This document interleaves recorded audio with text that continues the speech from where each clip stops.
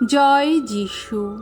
প্রথম পাঠ ঋষি জবের কাহিনী, 9 অধ্যায়, 1 থেকে 12 পদ, 14 থেকে 16 পদ। ঈশ্বরের সামনে দাঁড়িয়ে কেউই ধার্মিক বলে প্রমাণিত হতে পারে না। তার বন্ধু বিলদাদকে উত্তর দিয়ে জব এই কথা বললেন, তুমি যা বলছো তা যে সত্য কথা তা তো আমি অবশ্যই জানি, কিন্তু ঈশ্বরের মুখোমুখি হয়ে মানুষ কি কখনো নিজেকে ধার্মিক বলে প্রমাণ করতে পারে? না।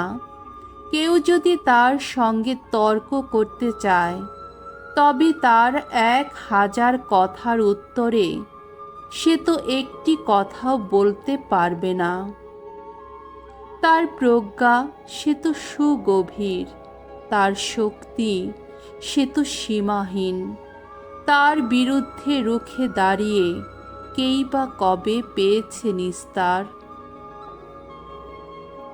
তিনি সরিয়ে দেন পাহাড় পর্বত, অথচ পাহাড় পর্বত জানতেও পারে না। ক্রোধে তাদের উল্টে ফেলে দেন তিনি। পৃথিবীটাকে নড়িয়ে সরিয়ে দেন তিনি। তার ভিতরে স্তম্ভগুলো টলমল করে কেঁপে ওঠে। তিনি না ওঠার আদেশ দিলে সূর্য ওঠে না আকাশে। তিনি যেন শিল মোহরের ছাপ মেরে তারাগুলিকে আড়াল করে রাখেন।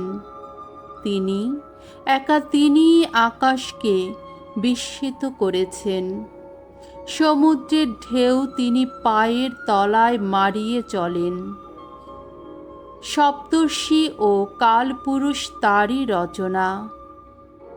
কৃত্তিকা ও দক্ষিণ আকাশের সেই নক্ষত্রমণ্ডলী তাও তারই রচনা।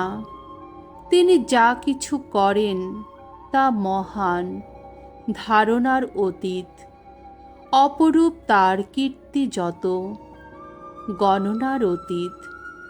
হয়তো আমার পাশ দিয়েই চলে যান তিনি, তবুও তাকে দেখতে পাই না।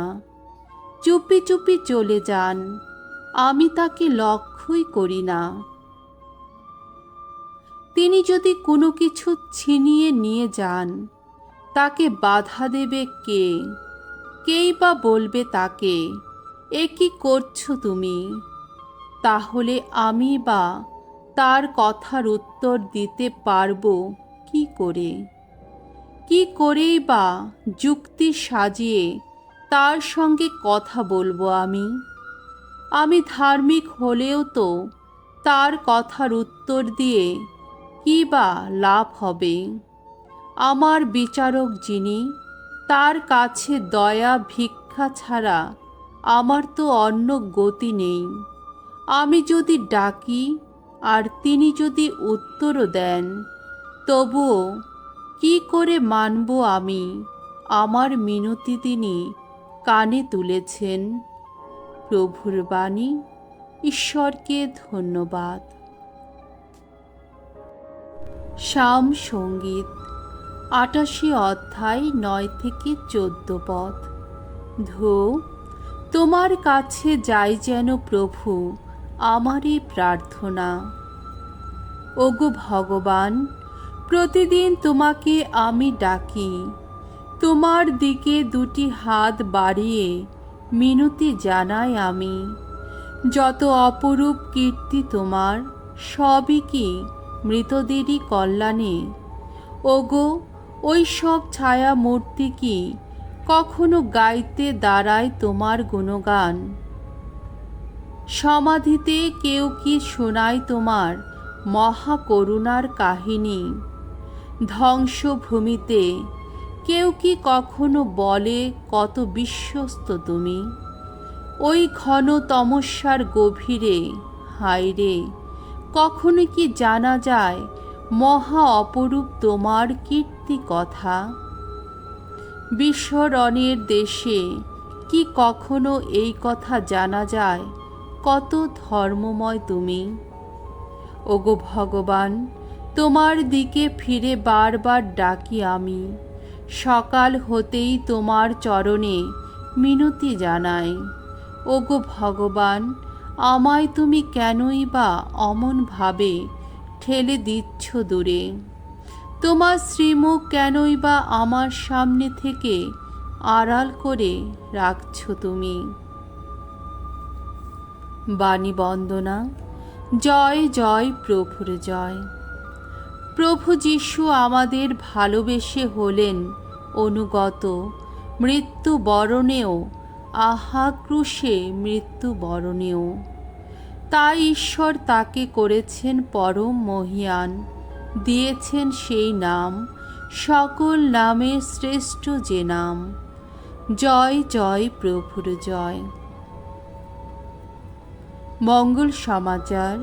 লোকরচিত মঙ্গল সমাচার ৯ অধ্যায় ৫৭ থেকে ৬২ পদ। যিশুকে অনুসরণ করার পথ, নিঃশত আত্মত্যাগের পথ। একদিন যিশু ও তার শিষ্যেরা পথ দিয়ে হেঁটে চলেছেন।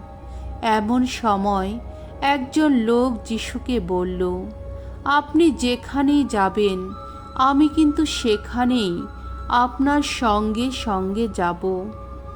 যিশু উত্তর দিলেন, শেয়ালের থাকবার গর্ত আছে, আকাশের পাখিরও বাসা আছে, কিন্তু মানবপুত্রের মাথা গোজবার জায়গাটুকুও নেই। পরে অন্য একজনকে তিনি বললেন, তুমি আমার সঙ্গে চলো। কিন্তু সে বলল, প্রভু, অনুমতি দিন, তার আগে আমি আমার বাবাকে সমাধি দিয়ে আসি। যিশু উত্তর দিলেন, মৃতদের সমাধি দেওয়ার কাজটা মৃতদের হাতেই ছেড়ে দাও।